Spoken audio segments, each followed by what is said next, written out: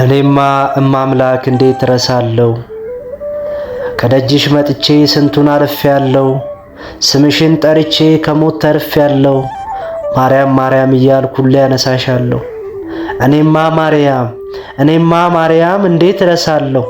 ያኔ ተቸግሬ መንገድ ዳር ወድቄ በሰዎች ተንቄ በሰው ተገፍቼ ግራ እንደተጋባው መሄጃ እንዳጣሁኝ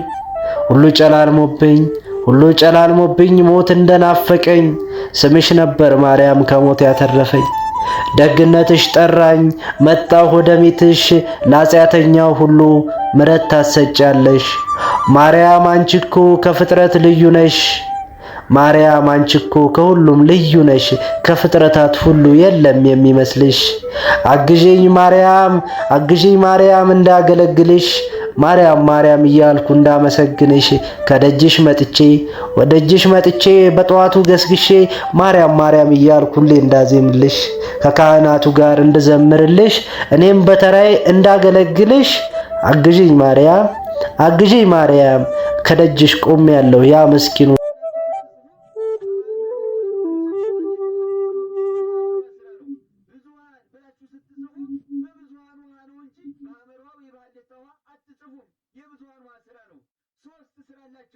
ሶስት ቅርጽ ሶስት ስም ሶስት ስራ ስንት ድምፅ አንድ ድምፅ ምን ሃ የሚል ድምፅ ሀሌታው ሃ ሐመሩ ሃ ብዙሃኑ ሃ ስላሴስ በአካል ስንት ናቸው? ሶስት በስም ስንት ናቸው? ሶስት አብ ወልድ መንፈስ ቅዱስ በግብር ስንት ናቸው? ሶስት አብ ወላዲ ወልድ ተወላዲ መንፈስ ቅዱስ ሰራጺ በመለኮትስ አንድ ናቸው።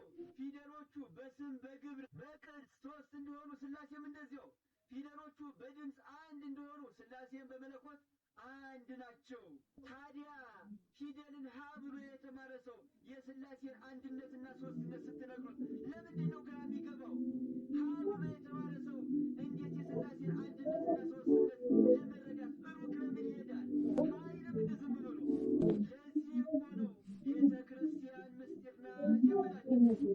ለዚህ እኮ ነው ቤተ ክርስቲያን የእውቀት ምንጭ ናት የምላችሁ።